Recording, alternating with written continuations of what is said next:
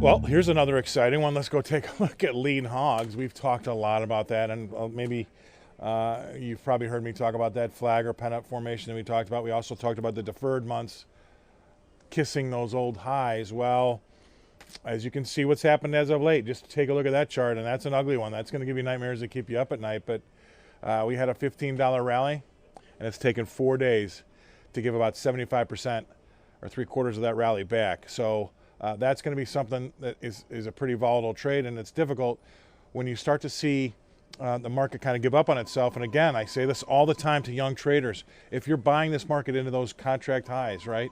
Remember, you got to have a reason, or there needs to be a reason for somebody to come and pay more than what you did, so that you can take a profit on those things. So that's how you kind of try to stay away from those danger zones, because this is another classic danger zone. So the next thing I'd say is today we're up a little bit, right? Yay, everything's well and good. Well, we're up just a tad, and that is pretty natural for these types of moves, because there are some shorts that want to profit take, right? They're going to come in, they'll be buyers of the market.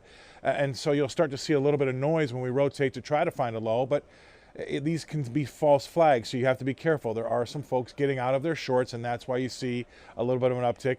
We have to wait a little bit longer to make sure that this is something that we can start to dip our toe back in the markets.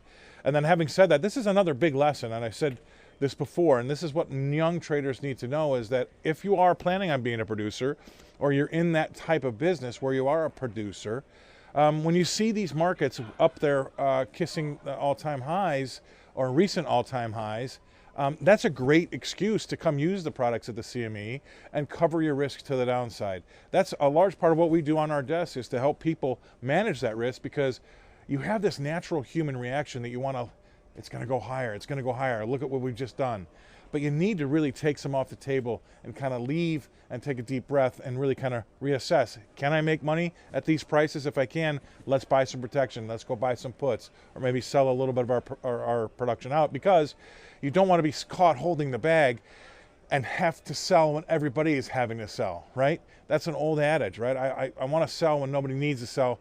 That's the good position to be in. You don't want to have to sell when the rest of the world has to sell, because that's why you get charts that look like that deferred, let's say July 2020 hog chart. That thing's pretty brutal. And again, that's another one that's going to keep you up at night. So take that as a lesson, and think about what I've said. What's going to cause this market to go higher than where I bought it, so that I can take a profit on and make my money? That's going to keep you in good stead going forward.